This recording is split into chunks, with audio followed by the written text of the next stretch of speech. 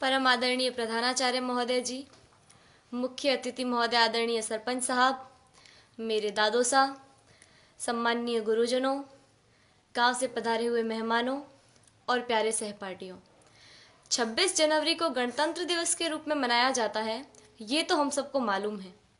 अब इस लोकतंत्र की राह पर चलते चलते हमारी शिक्षा व्यवस्था किस राह पर आकर खड़ी हो गई है, आज मैं उसके बारे में कुछ निवेदन करना चाहूँगी। हमारे देश में दो तरह की शिक्षा व्यवस्थाएं चल रही हैं, अमीरों के लिए अलग, गरीबों के लिए अलग। अमीरों के लिए प्राइवेट स्कूल, गरीबों के लिए सरकारी स्कूल। मैंने कई बार देखा है, घर पर जब मेहमान आते हैं और पूछने पर हम ये बताते हैं कि सरकारी विद्यालय में पढ़ रहे हैं, तो उनके चेहरे का रिएक्शन, भाव एक अलग तरीके का हो जाता है। तब मुझे बड़ा दुख होता है। उन सभी लोगों से मैं ये निवेदन करना चाहूँगी कि आप बहुत बड़ी गलतफहमी में हैं, क्योंकि शिक्षा का जो स्रोत है, शिक्षा जहाँ से आती है, वो आदरणीय शिक्षक है। शिक्षा ऊंची बिल्डिंगों से, बड़े बड़े गार्डन से, अच्छी बसों में सफ़र करने से या एसी रूमों से शिक्षा नहीं आती है। शिक्षा आती है शिक्षकों से, और वहाँ पढ़ा रहे सभी शिक्षक राजस्थान सरकार या किसी भी सरकार द्वारा आयोजित शिक्षकों को चयनित करने की परीक्षा में असफल रहे हुए लोग हैं, जिनको सरकार ने शिक्षक बनाने से इनकार कर दिया है।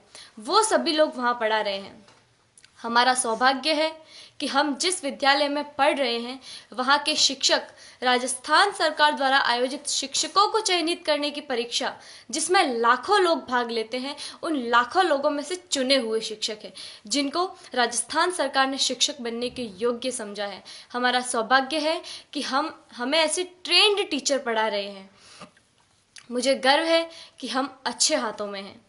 मेरे दादो सा आदरणीय जय सिंह जी देवल यहाँ विराजे हुए हैं, जो मुझे कभी कभी एक बात कहते हैं कि जितने भी आईएएस, आरएएस या सरकार के किसी भी उच्च पद पर लगे हुए ऑफिसरों में से ज़्यादातर ऑफिसर्स सरकारी विद्यालयों में पढ़े हुए हैं और सरकारी विद्यालयों से ही उत्तीर्ण हुए हैं।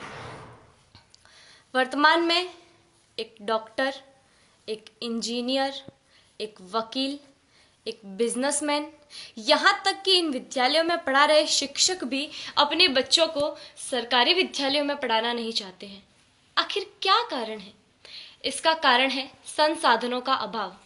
मैं आप गांव वालों से भी एक निवेदन करना चाहूँगी कि कहीं कोई गरबा हो, गणेश चतुर्थी हो, कोई आयोजन